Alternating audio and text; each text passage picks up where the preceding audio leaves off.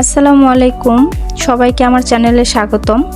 আজ আমি খুব সহজ এবং কম উপকরণে মজাদার একটি স্ন্যাক্স রেসিপি দেখাবো। বাইরে থেকে কেনার কোনো দরকার হবে না। খুব অল্প উপকরণে আপনারা ঘরে বসেই 10-15 মিনিটেই বানিয়ে নিতে পারবেন। তাই ভিডিওটি শেষ পর্যন্ত দেখুন। আর যদি ভিডিওটি ভালো লাগে অবশ্যই আমার চ্যানেলটি সাবস্ক্রাইব করতে ভুলবেন না। আর এই স্ন্যাক্স দিয়ে সন্ধ্যার খাবারে বাচ্চাদের টিফিনও আপনারা দিতে পারবেন। তো চলুন শুরু করা যাক। এটা আমি কি উপকরণ দিয়ে বানালাম, একদম হাতে থাকা আমাদের ঘরে যেই উপকরণগুলি থাকে। তো এই যে সব উপকরণগুলো আমি রেডি করে নিছি। এখন এক এক করে আমি এগুলা মিক্স করব। এখানে আমি ডাল নিয়েছি, আর এই স্ন্যাক্সটার নাম ডাল চাপ। তো এখানে আমি ডালটাকে ব্লেন্ড করে নিয়েছি। আপনারা শিলপাটাও বেটে নিতে পারবেন। ডালটাকে আমি 1 ঘন্টা ভিজিয়ে রেখে এখানে আপনার মসুর ডাল আছে, বুটের ডাল আছে, 2টা ডাল মিলিয়ে আমি ব্লেন্ড করে নিয়েছি। এখন এখানে আমি দিয়ে দেব পেঁয়াজ কুচি। তো পেঁয়াজ কুচি খুব বেশি পরিমাণে দেওয়া লাগবে না, আমি 1/2 কাপের মতো দিয়েছি। তো তারপরে দিয়ে দেব আপনারা ঝাল যতটা খান সেই অনুযায়ী আমি এখানে দিয়ে দেব কাঁচামরিচ কুচি। তো আমার বাচ্চারা খুব বেশি একটা ঝাল খেতে পারে না, তাই আমি কাঁচামরিচটা খুব বেশি দিলাম না। তো ঝালটা আপনাদের স্বাদের উপরে ডিপেন্ড করবে, আপনারা কতটা ঝাল খান সেই অনুযায়ী দিবেন। তবে এই নাস্তাটা ঝাল ঝাল হলে বেশি ভালো লাগে। আর এখানে গরুর মাংস। আমি গরুর মাংসটা সিদ্ধ করে, মানে সব মশলা দিয়ে সিদ্ধ করে নিছি। সিদ্ধ করে এটাকে আমি কিমা করে নিছি। তো কিমা করে আমি দিয়ে দিলাম গরুর মাংসটা। এখন এখানে দিয়ে দেব একটু আদা রসুন বাটা আর একটু জিরে বাটা। তো এটা দিয়ে এখন এখানে আমি শুকনো যে উপকরণগুলো সেগুলো মিক্স করব। এখানে আছে ধনিয়া গুঁড়া, গরম মশলা গুঁড়া, ভাজা জিরের গুঁড়া, আর একটু হলুদের গুঁড়া, আর আধা চা চামচ মরিচের গুঁড়ো, আর স্বাদ মতো লবণ।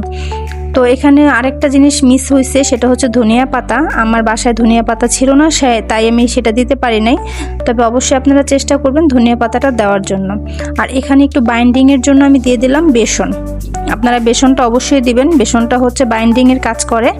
তো আমি এখন এগুলোকে হাত দিয়ে মিক্স করে নেব সবগুলো। আর ধনিয়া পাতাটা দিলে টেস্টটা আরও ভালো আসে। তো আমার বাসায় ছিল না, তাই আমি ধনিয়া পাতাটা দিইনি। তো আপনারা অবশ্যই চেষ্টা করবেন ধনিয়া পাতাটা দেওয়ার জন্য। তো এই তো আমি এখন সব উপকরণগুলো একসঙ্গে এটাকে খুব সুন্দর করে মিক্স করতে হবে, আলতো হাতে একদম সুন্দর করে, যেন মাংসগুলোর সাথে ডালটার সাথে সব মশলাগুলো সুন্দরভাবে মিশে যায়। তো এখন আমি ভালোভাবে মিক্স করে এগুলোকে তারপর আমি একটু হাতে তেল মেখে নেব এটাকে একটা শেপ আনার জন্য। এটা আপনারা কাবাবের মতোই অনেকটা হয়, বাট কাবাব না, এটাকে ডাল চাপ বলে। তো এখন আমি সব মিশিয়ে নিচ্ছি এক এক করে, মিশিয়ে তারপর আমি এটাকে শেপ দিয়ে নেব আমার ইচ্ছে মতো। আপনারা যে যার মতো করে শেপ দিতে পারবেন, একটু চ্যাপটা করেও দিতে পারবেন বা গোল করে। তো আমি কাবাবের মতো করে শেপটা দিব।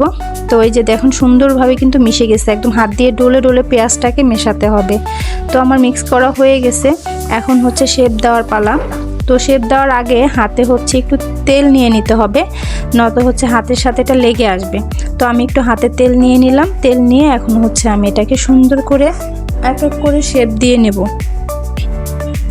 তো এই যে দেখুন শেপ দিয়ে নিচ্ছি, গোল গোল করে আমি একটু কাবাব শেপের মতো করে দেব প্রত্যেকটা। তো এইভাবে করে আপনারা দেবেন। আর খুব কিন্তু একদম অল্প উপকরণও হয়ে যাবে, ঝটপট। আপনার বাসায় মেহমান আসলে আপনারা মেহমানকে বসিয়ে রেখো এটা বানিয়ে নিতে পারবেন। তো এই যে আমি আমার প্রত্যেকটা ডাল চপ আমি করে নিচ্ছি, শেপ দিয়ে নিচ্ছি। দেখেন খুব সুন্দর মতো করে এভাবে আপনারা করবেন। তো আমি এক এক করে প্রত্যেকটা এভাবে শেপ করে এখন আমি এটাকে ভেজে নেব।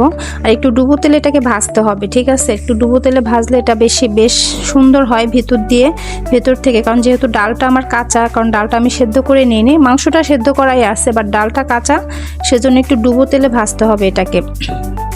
তো এই যে আমি এক এক করে প্রতিটা কাবাবের, মানে কাবাব না, এটা চাপটাকে আমি শেপ দিয়ে নিচ্ছি। আর এটা খেতে কিন্তু অসম্ভব মজা, আপনারা অবশ্যই বাসায় একটু ট্রাই করে দেখবেন। আর খুবই অল্প উপকরণ, আর যে জিনিসগুলো আমাদের রান্নাঘরেই থাকে সব সময়, বাইরে থেকে কোনো এক্সট্রা কিছু আনতে হবে না। তো এই যে সহজভাবে এই যে আমি প্রত্যেকটা দেখেন শেপ দিয়ে নিচ্ছি। আর আমার এগুলো কিন্তু হয়ে গেছে, আপনারা দেখেন। আপনারা চ্যাপটা করেও দিতে পারেন, একটু লম্বাটে করেও দিতে পারেন, যে যার মতো করে শেপটা দিয়ে নেবেন। তো এটা এক এক করে প্রত্যেকটা চাপ আমি শেপ দিলাম। এখন আমি চলে যাব এটাকে ভাজার জন্য। তো এই যে দেখেন আমার প্রতিটা হয়ে গেছে। এখন চলে যাবে এটাকে ভাজতে। তো ভাজার জন্য আমি আগে থেকেই কড়াইয়ে ফ্রাই প্যানে তেল গরম করতে দিয়ে আসছি।